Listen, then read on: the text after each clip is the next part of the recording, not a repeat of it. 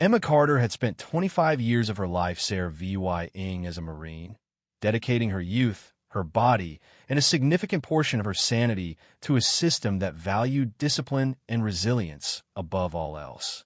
She had endured deployments in regions where the sun scorched the earth dry, where every passing vehicle could conceal a bomb, and where every day was a calculated risk.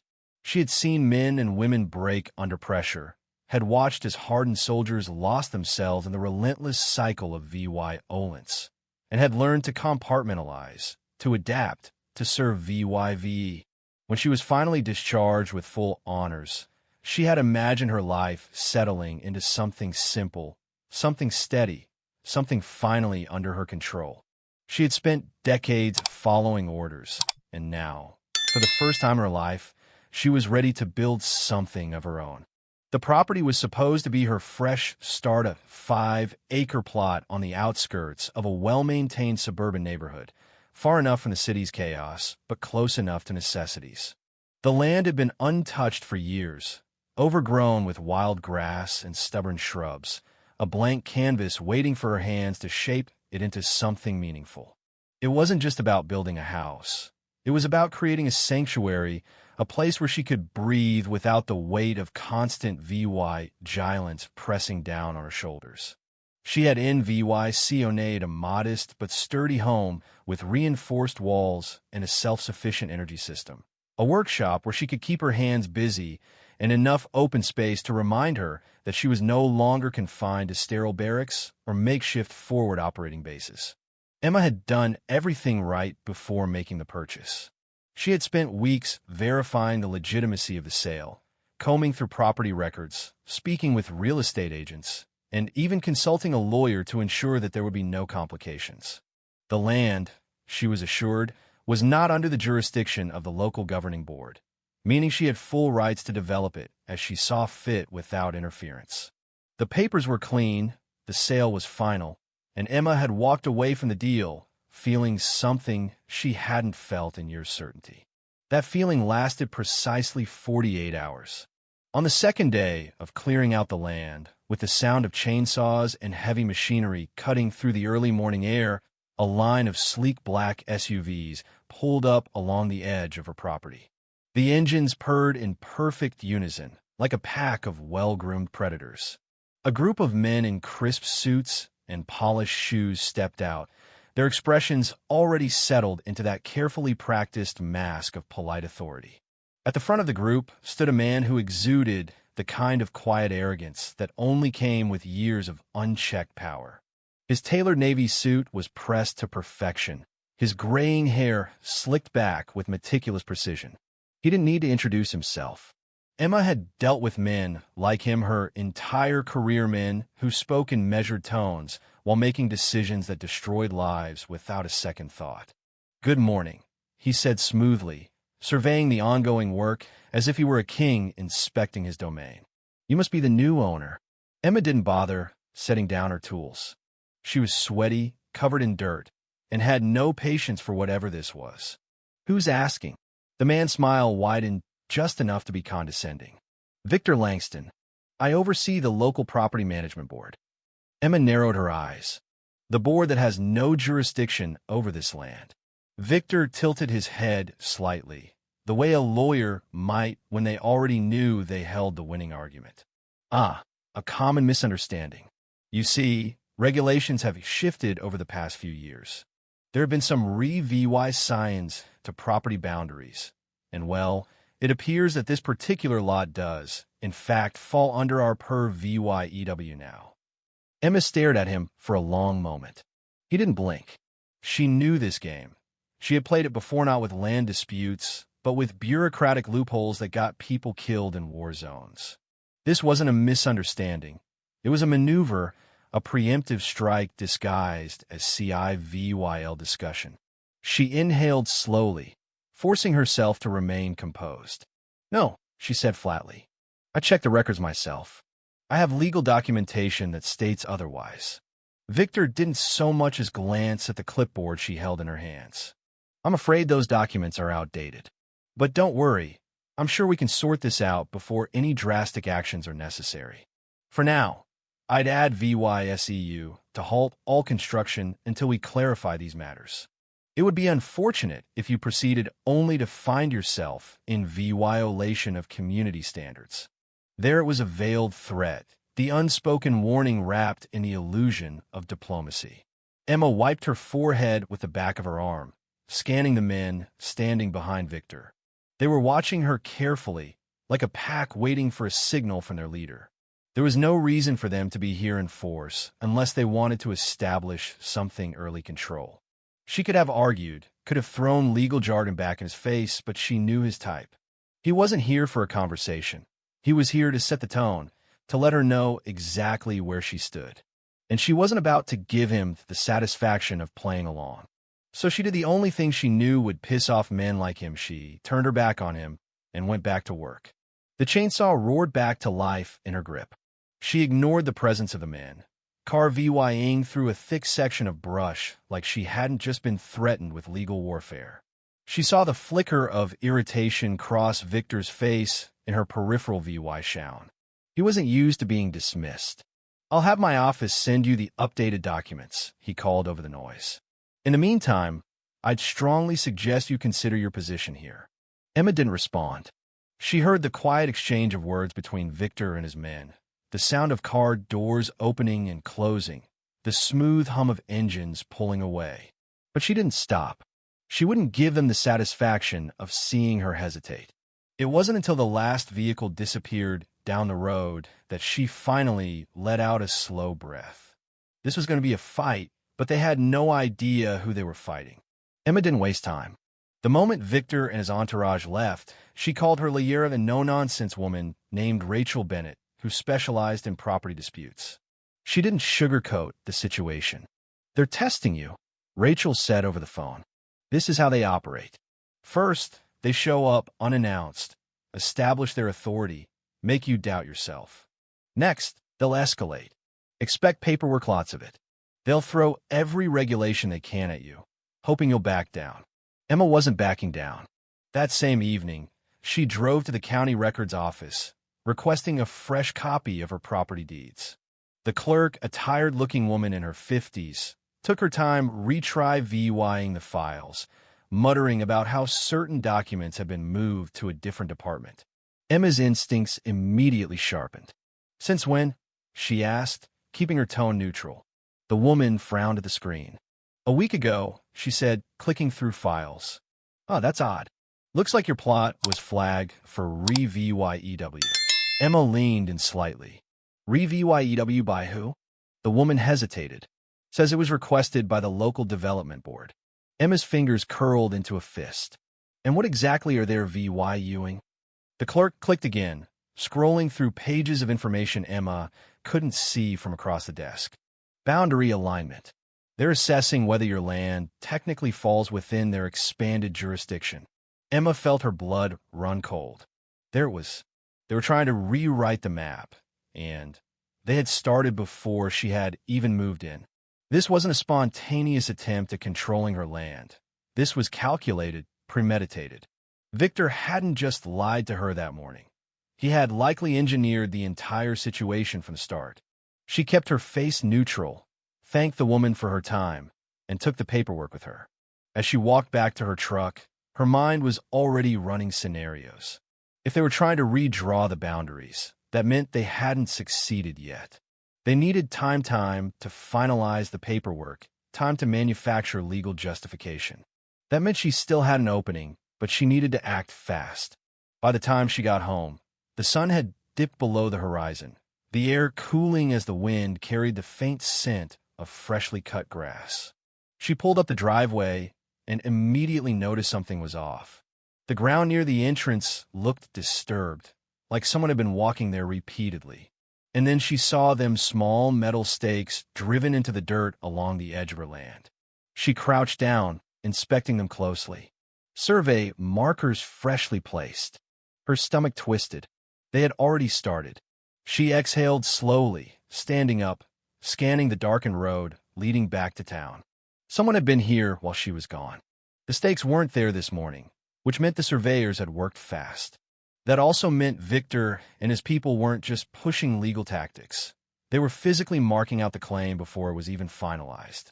Emma had spent too many years in war zones to ignore what this was occupation. A preemptive move.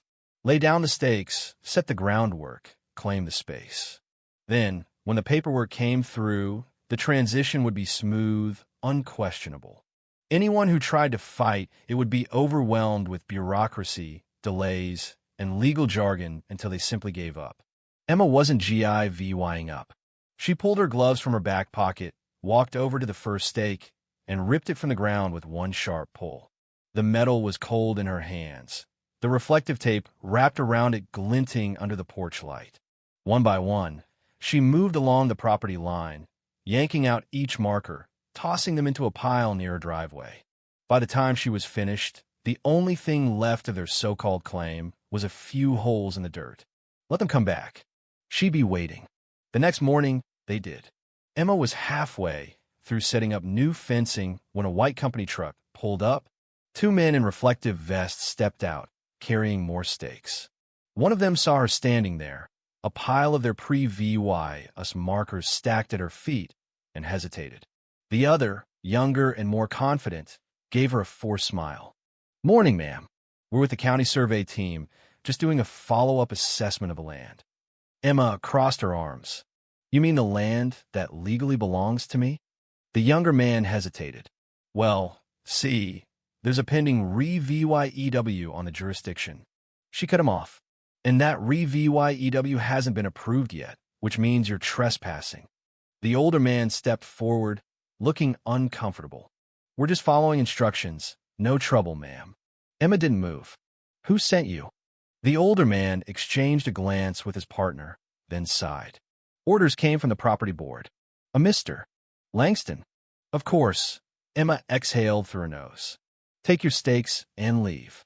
The younger one started to argue, but the older man put a hand on his shoulder. "Come on," he muttered. "Not worth it."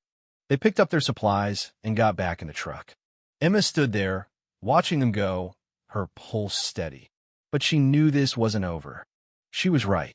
That evening, as the sun dipped low, she heard the sound of a car pulling up fast, then voices. She stepped onto her porch just as two sheriff's deputies got out of their cruiser, hands resting on their belts. Victor was standing beside them, clipboard in hand, looking entirely too pleased with himself. One of the deputies, a square-jawed man with graying hair, stepped forward. "Ma'am, we received a report that you're interfering with county business." Emma's eyes flicked to Victor, then back to the officer. "I'm Remo VYing illegal markers from my property." Victor clicked his tongue. "Actually, MS. Carter, that land is still under re-VYEW. Until it's settled, any interference with survey operations is considered obstruction." Emma almost laughed. Almost. Instead, she turned to the officer. "Did he also tell you that the re-VYEW is pending and hasn't been finalized? Because that means this is still legally my land." The deputy hesitated. Victor's expression twitched. Emma pressed harder. "Did he tell you that his people trespassed while I was gone? That they're trying to push a boundary change through under false pretenses?" The second deputy frowned. "That true, Mr. Langston?" Victor forced a chuckle, shifting his weight. "Gentlemen, this is just a simple misunderstanding. MS. Carter is new here and unfamiliar with the process." Emma took a step forward. "Try me." Silence. Victor cleared his throat, glancing at the deputies. "No need for hostility." The older officer sighed. "All right, no formal action today. But let's keep things CIVYL." He looked at Emma. "If there's a dispute, take it to court. Don't let this turn into something worse."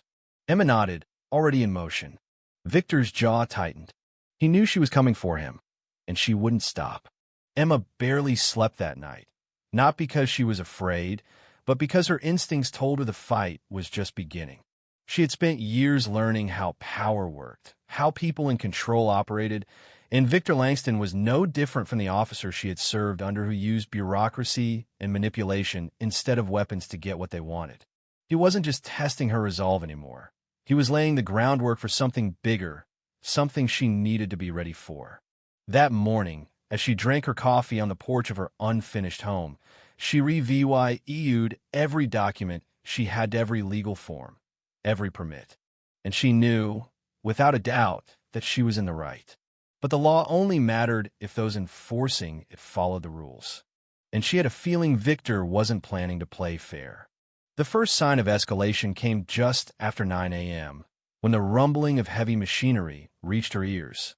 At first, she assumed it was one of her deliveries concrete, maybe, or more lumber. But as she stepped down from the porch, she saw the wrong trucks pulling up. A fleet of construction vehicles, their sides stamped with the logo of Langston Development Corp., rolled up like an invading army. Men in work boots and reflective vests climbed out, some carrying equipment, others holding clipboards. They weren't here by mistake. The man who approached her first was in his 40s, tall, broad-shouldered, with a face that said he had been dealing with people like her for a long time. His clipboard was clutched in one hand, and he offered her a tight-lipped smile, the kind that was meant to seem polite but carried an undertone of forced authority. "Morning, ma'am. We're here to begin clearing for infrastructure improvements." Emma didn't move. "You're on the wrong land." The man sighed, like he'd been expecting this. "According to our orders, this area is scheduled for pre-development assessment. We were instructed to—" "I don't give a damn what you were instructed to do. This is my property, and if you so much as put a shovel in the ground, I will have you removed for trespassing." There was a flicker of hesitation. The workers behind him shifted uneasily. The man glanced at his clipboard again, like maybe the papers would change, then exhaled sharply. "Look, I don't want trouble, but we have authorization from the property board, which doesn't have jurisdiction here." Emma cut in. "You can confirm that with the county registrar. Now, turn your trucks around and get off my land." The man hesitated again, but after a long moment, he nodded. "Fine. We'll double-check." He gestured to the workers, and one by one, they climbed back into their trucks. Emma watched them go, keeping her expression neutral. But inside, she was seething. This was a tactic, a show of force disguised as official business. Victor was testing the waters, seeing if she would roll over. But she wasn't going anywhere. That night, the second wave came. Emma had always been a light sleeper, a habit formed from too many years in combat zones, where the wrong noise at the wrong time could mean the difference between life and death. So when she heard the crunch of gravel outside her property just after 2 a.m., she was already reaching for her flashlight and the sidearm she kept within arm's reach. She didn't turn on the lights as she moved, staying in the shadows, watching. There were two of them, figures moving along the tree line near the back of her property.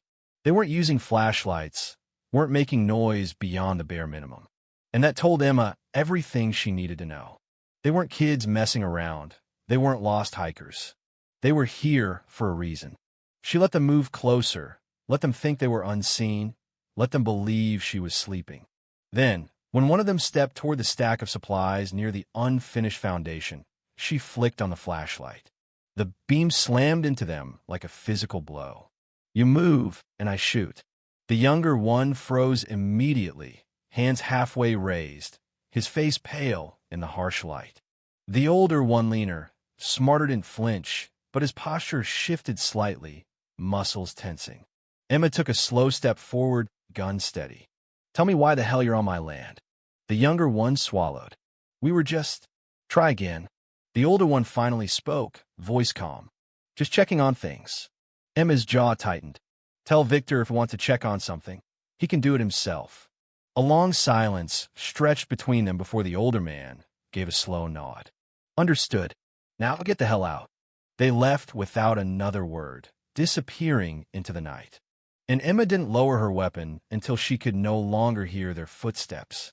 They weren't here to hurt her, not yet. They were pushing, testing, trying to see how she would react. She had just given them her answer. But she knew this meant the next move would be bigger. It came the next morning in the form of a phone call from her supplier. The concrete she had ordered was delayed. The lumber she had paid for in advance was rescheduled. Calls to other suppliers went unanswered. It didn't take a genius to figure out what had happened. They were cutting her off. She sat in her truck, gripping the steering wheel, breathing slowly through the anger. Victor wasn't just trying to intimidate her anymore. He was trying to starve her out. Then came the letter, official, stamped, delivered by courier.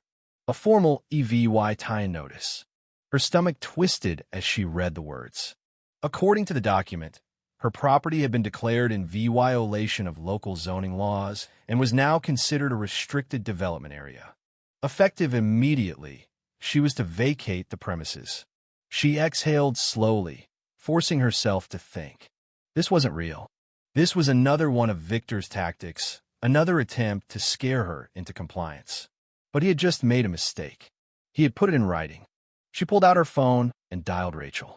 The lawyer answered on the second ring.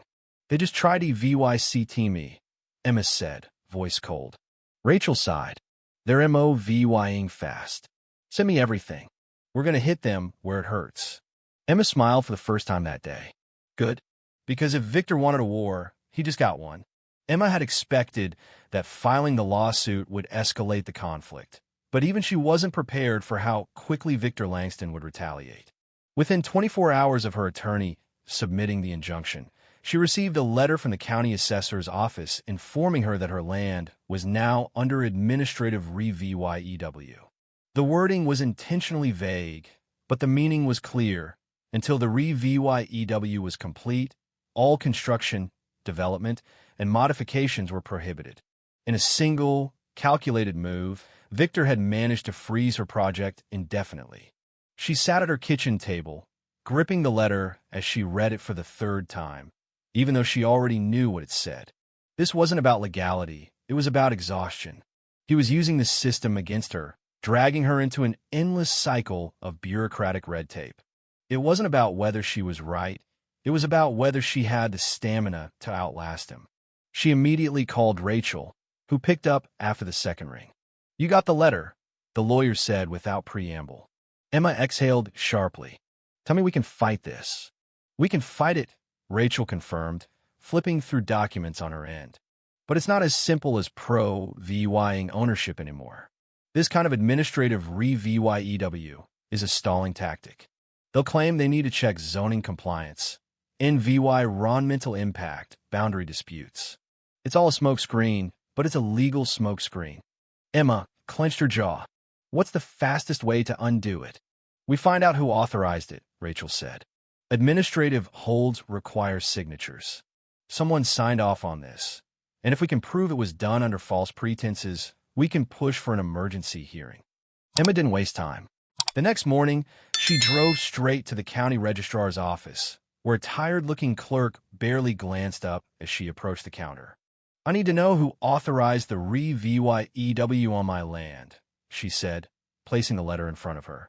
The woman sighed, taking the paper and scanning it before turning to her computer. Her fingers moved slowly over the keyboard, her eyes narrowing slightly as she scrolled through the records. That's odd, she murmured. Emma's pulse quickened. What is? The clerk hesitated. This request didn't come from the county zoning board. It came directly from the property development office.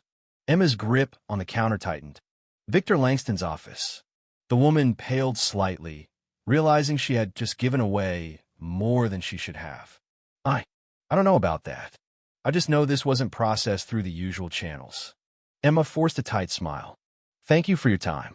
She walked out of the building, her mind already working through the next steps. Victor had made a mistake. He had bypassed normal procedures and put his own name on the request. That meant there was a paper trail, something that could be traced back to him. She had him, and she fully intended to use it. Emma drove straight to the property board's office, pushing open the door to Victor's office without knocking. He was on the phone, but when he saw her, his expression flickered with mild amusement. I'll call you back, he said into the receiver before setting it down. He leaned back his chair, steepling his fingers. MS. Carter, to what do I owe the pleasure? Emma threw the letter onto his desk. He froze. My development, she said. You filed this personally. Victor glanced at the paper, his expression unreadable. If there are concerns about zoning compliance, that's a matter for the county to decide. Emma crossed her arms. The county didn't file it. You did. I checked. A slow smile spread across his face. Then I suppose you'll have to wait for the re-VYEW process to be completed. She exhaled slowly, forcing herself to stay calm. You're making a mistake. His smile didn't waver. No, Emma. I'm making a calculation. You have limited time, limited resources. Me? I have an entire system behind Maya's system designed to exhaust people like you. Emma didn't blink. You don't know how long I can fight. Victor's smile widened. We'll see. She walked out without another word, but inside, she was already making her next move. Victor thought he could bury her in legal obstacles, drag her through so much red tape that she would give up. But he had just made a critical error. He had left Evy Denke. That evening, she started making calls not to lawyers, not to city officials, but to other VY Tims. By the end of the week, she had a list of names: homeowners who had been forced out, landowners who had lost everything in fraudulent rezoning disputes, people who had given up when the system turned against them. She met with them, listened to their stories, took notes. Some were hesitant, afraid of retaliation. Others had already moved on, but just a few were still angry. And anger was fuel. She wasn't just fighting for her own land anymore. She was fighting for all of them. The next day, she showed up at Rachel's office with a stack of testimonies, names, addresses, copies of letters that all looked eerily similar to the one Victor had sent her. Rachel scanned them, shaking her head in disbelief. This isn't just one case, she muttered. This is a pattern. Emma nodded. How do we use it? Rachel leaned back in her chair, tapping a pen against her desk. We file an official complaint with the state attorney's office. If we can prove systematic abuse of power, this doesn't just stay in CIVYL court. It becomes criminal. Emma felt something cold settle in her chest. How long does that take? Rachel smiled. Not long, if we make enough noise. And for the first time since this fight started, Emma saw the faintest flicker of doubt in Victor's eyes the next time they crossed paths. Because he knew she wasn't alone anymore. And she wasn't stopping. Emma knew that Victor Langston wasn't the kind of man to back down quietly. He had spent too much time getting what he wanted, too many years manipulating the system, too many wins under his belt to accept the idea that someone like Hera, single property owner, a veteran with no political connections, no corporate backing, could threaten everything he had built. That was why, even after she had gathered Evy Denke, even after Rachel had prepared the case to take to the state attorney's office, Emma didn't let herself believe for a second that this was over. She knew men like Victor, and men like Victor never played fair. The first sign that things were about to escalate came 2 nights after she had delivered the testimonies to Rachel's office. She had stayed up late, double-checking every legal document, every witness statement, every financial record they had managed to dig up on Langston Development Corp. It was well past midnight when she finally stepped outside for some air, walking the perimeter of her land like she had done so many times before. The night was silent, the kind of heavy, oppressive quiet that only existed in places where something was wrong. That was when she saw it. Near the edge of her property, at the same spot where she had pulled up Victor's fraudulent survey markers weeks ago, the ground had been disturbed again. Someone had been here. The dirt was uneven, the footprints fresh. She crouched down, running her fingers along the loose soil. Her pulse was steady but sharp. This wasn't kids messing around. This wasn't an accident. Someone had been here deliberately, and they had left something behind. She found the first one near her front fence, then another, and another. By the time she had walked the full length of her property, she had counted 5 in total small white signs staked into the ground, each printed with the same bold black letters: hazardous materials site. Trespassing forbidden by order of County NVY Environmental Agency. Emma didn't move for a long moment, her hands tightening into fists. She had seen this tactic before, not personally, but during her SARE VYC overseas. When corporations and developers wanted to clear land without going through legal channels, they would declare a location NVY environmentally unsafe, get the government to shut it down, stall any attempts at development, until the owner got frustrated and sold the land for a fraction of its value. It was a perfect bureaucratic weapon, and now Victor was using it against her. She took a deep breath, forced herself to think instead of react, then pulled out her phone. 5 minutes later, she was on the line with Rachel, who picked up sounding groggy but immediately alert when Emma told her what had happened. They're MOVYing fast, Rachel said. Faster than I expected. Emma scanned the tree line as she spoke. How would we undo this? Rachel exhaled sharply. We have to file a counter request with the county NVY environmental agency. The problem is if Victor's got someone inside, they'll stall it. That could take weeks.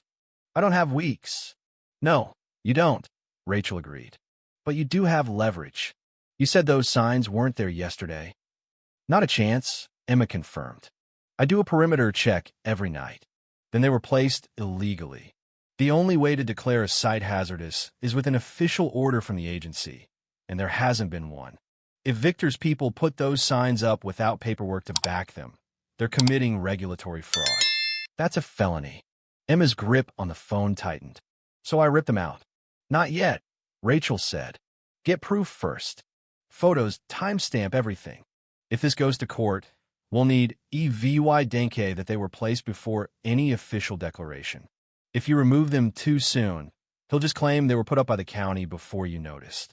Emma took the pictures every angle, every sign, every footprint left in the soil. She documented the exact time and location of each one, then backed up the files to her lawyer in a separate hard drive.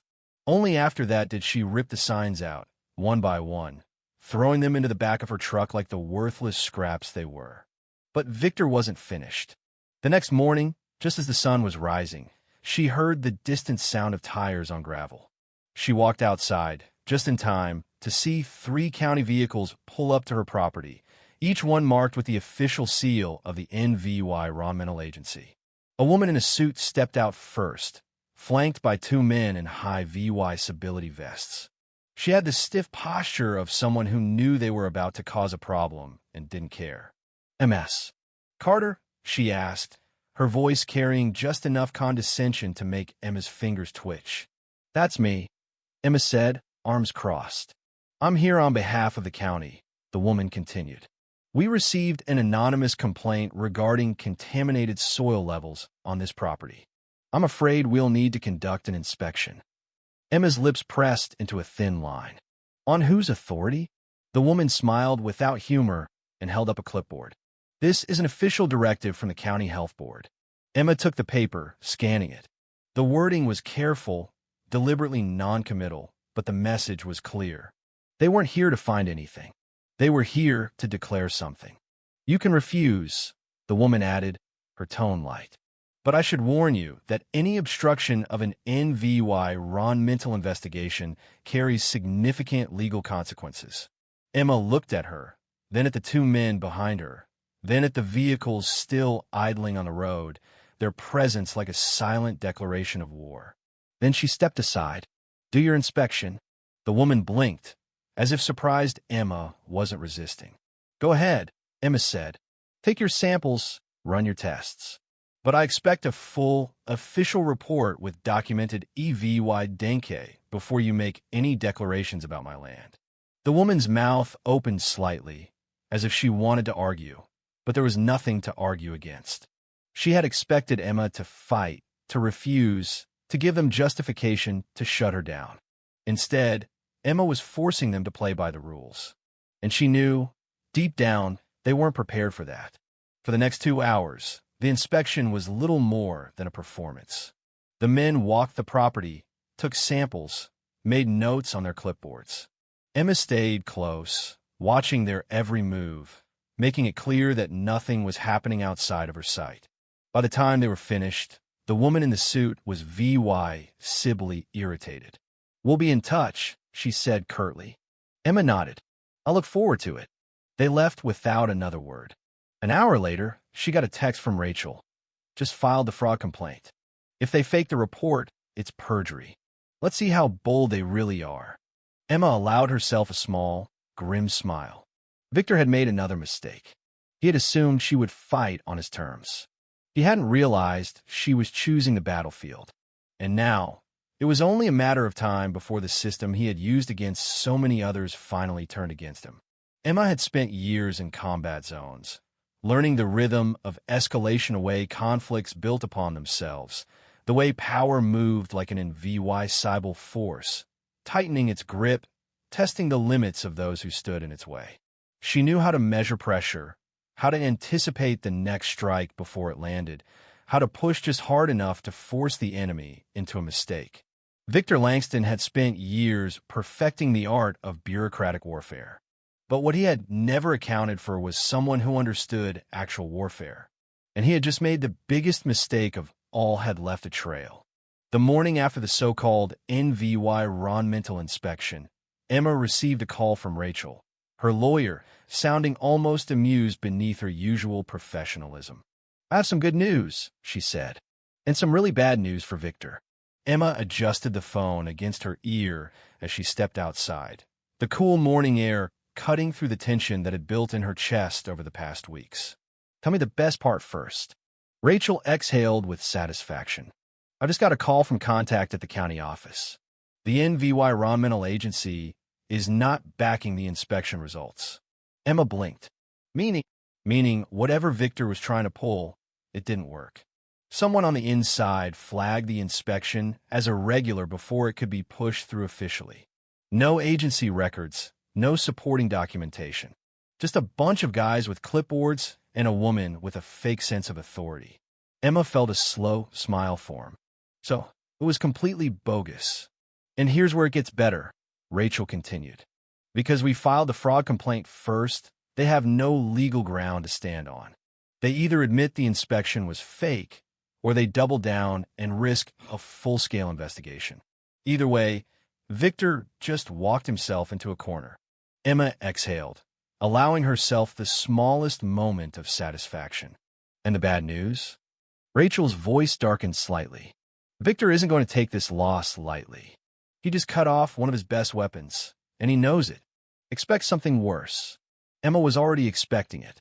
She had learned long ago that when a man like Victor started to lose control, he became dangerous not because he was brave, not because he was unpredictable, but because desperate men with power always made desperate moves. She didn't have to wait long. That night, the fight became real. She had been inside, reviewing the legal documents for the next court filing, when she heard the sound of tires rolling onto gravel. Not one vehicle, not two, three. The rumble of engines, the sudden brightness of headlights flooding across the front of her property. Then voices, not the measured, restrained tones of men playing at CIVY lighty, but something harsher. Emma moved to the window, staying in the shadows, her heartbeat steady but sharp. 3 black SUVs. A group of men stepping out, their movements quick, purposeful. Not police, not officials. Private security. Corporate enforcers. Victor had stopped pretending. She moved silently, grabbing the shotgun she kept near the door, but she didn't step outside yet. She needed to see what they were doing. If they were here for intimidation, she could handle that. If they were here to start something worse, well, she'd handle that too. One of the men, taller than the others, with the squared-off shoulders of someone who had spent a little too much time belying they were the toughest guy in the room, walked forward first. He stopped just before the porch, glancing around, his expression neutral but calculating. Then he called out, "MS. Carter." She didn't answer immediately. Let him wait. Let him feel the weight of silence.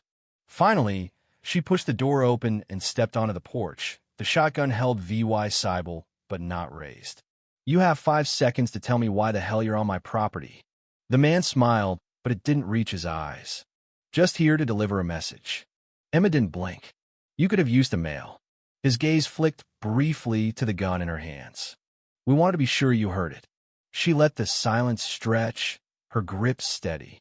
"Then deliver it." The man took a slow step forward. "This has gone far enough. You had your little fight, you made your point. But now it's time to move on." Emma tilted her head slightly. "That your way of telling me to walk away?" The man's expression didn't change. "I'm telling you this doesn't end well for you. We both know how these things go. You push too hard, and things get complicated. You don't want that." Emma studied him carefully, then glanced at the other men near the vehicles. They weren't relaxed. They were waiting. She exhaled slowly, then lowered the shotgun not as a sign of submission, but as bait. The man's posture eased just slightly, as if he thought he had won something. That was his second mistake. Emma took a step down, closing the distance between them. "You work for Victor." The man hesitated, then gave a small shrug. "We handle things." Emma nodded, taking another slow step. "And let me guess you expected." Emma took a step closer, her eyes locked on the man in front of her. "You expected me to be scared," she said, her voice low and steady. "But you should have done your homework." Before he could react, she moved one swift step forward, one hand grabbing his wrist, the other slamming into his forearm, twisting just enough to force a reaction. The shift in balance was instant. He had expected a conversation, not a fight, and now his body was reacting slower than his brain.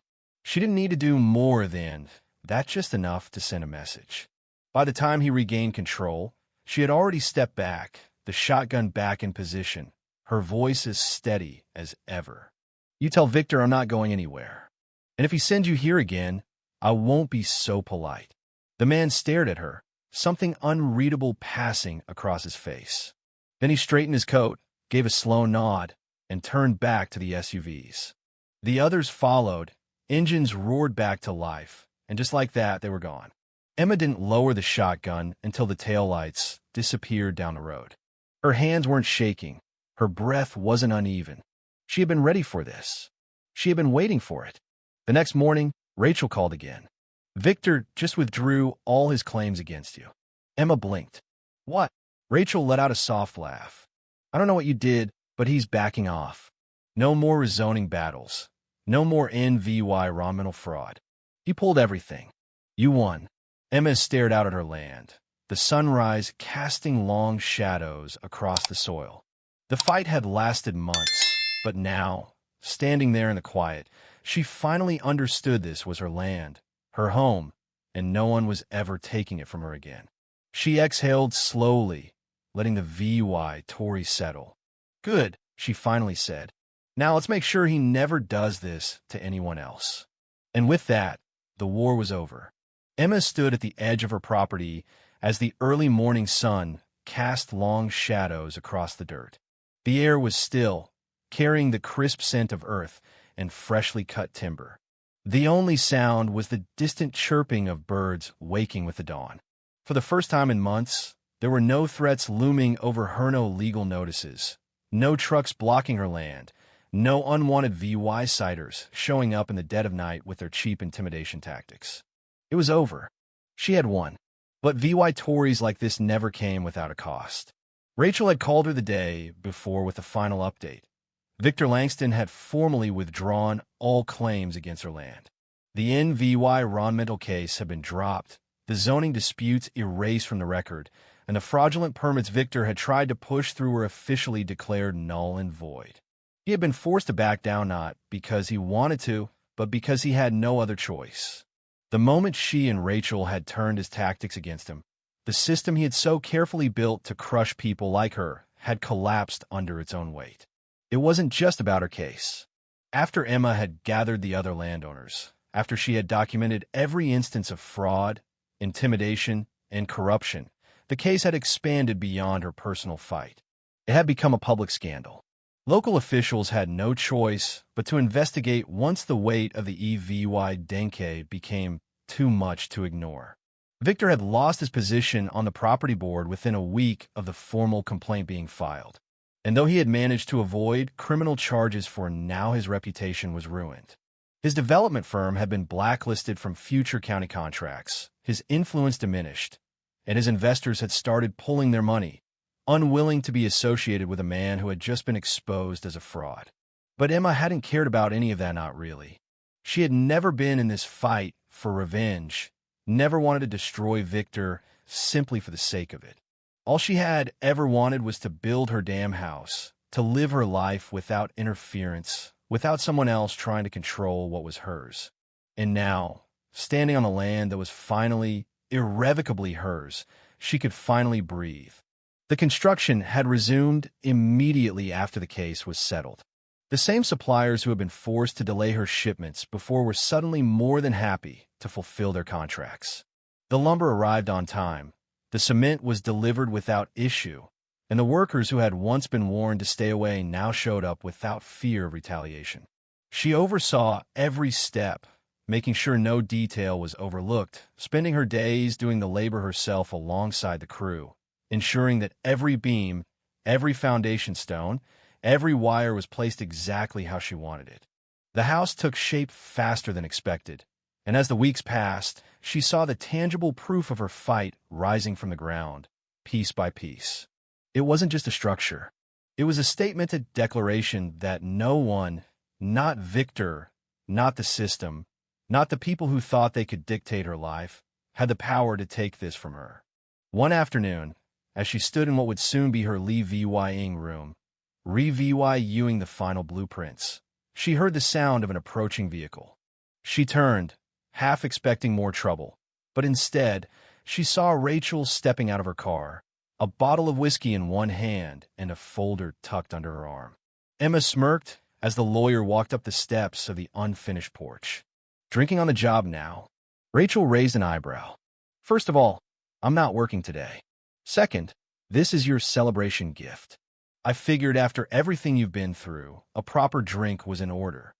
Emma took the bottle with a nod of appreciation. I won't argue with that. Rachel sat down on the wooden steps, setting the folder beside her. So this is it. You finally get to finish what you started. Emma looked out at the land, at the skeleton of her home, at the dirt road leading back to Towna Road no one could block ever again. Yeah, she said, exhaling slowly. No more fights, no more distractions. Just a house and a quiet life. Rachel studied her for a moment before nudging the folder toward her. Then you might want to look at this. Emma picked it up, flipping it open. Inside were the finalized legal documents, her land fully protected, fully untouchable, locked under legal safeguards that made sure no one could ever challenge her ownership again. She ran her fingers over the embossed seal, feeling the weight of it, the finality. Rachel watched her reaction, satisfied. You did it, Emma. It's over. Emma smirked. I'll be satisfied when the last nail is in place. Rachel chuckled. Fair enough. They sat in silence for a long while, watching the sun begin to dip toward the horizon. For the first time in months, Emma wasn't thinking about strategy, wasn't bracing for the next attack, wasn't wondering what move Victor would make next. He was gone, and she was still here. Later that night, after Rachel had left, Emma walked the perimeter of her land one last time, not out of paranoia, not out of habit, but simply because she could. The wind was calm, the sky a deep indigo, and the stars above stretched endlessly over the empty space where soon her home would stand. This was hers. She had fought for it, and she had won. As she stood there, looking out at the land she had reclaimed, she felt a sense of peace she hadn't known in years. The battles were over, the war was won, and now, finally, she could begin the life she had always dreamed, a life of freedom, of independence, of quiet resilience. She smiled to herself, the weight of the past months lifting from her shoulders. The road ahead was hers to shape, and for the first time in a long time, she felt truly in control. Emma Carter had built more than a house. She had built a sanctuary, a place where she could breathe, where she could live, where she could finally be free. And no one would ever take that from her again. If you were the one in this story, how would you react? Would you stand up and fight back, or accept the unreasonable pressure and control from the HOA? Share your thoughts in the comments below. And don't forget to subscribe, like, and share this video with more people. Your small action gives us the motivation to keep bringing you more intense and engaging stories. Thanks for watching, and we'll see you in the next video.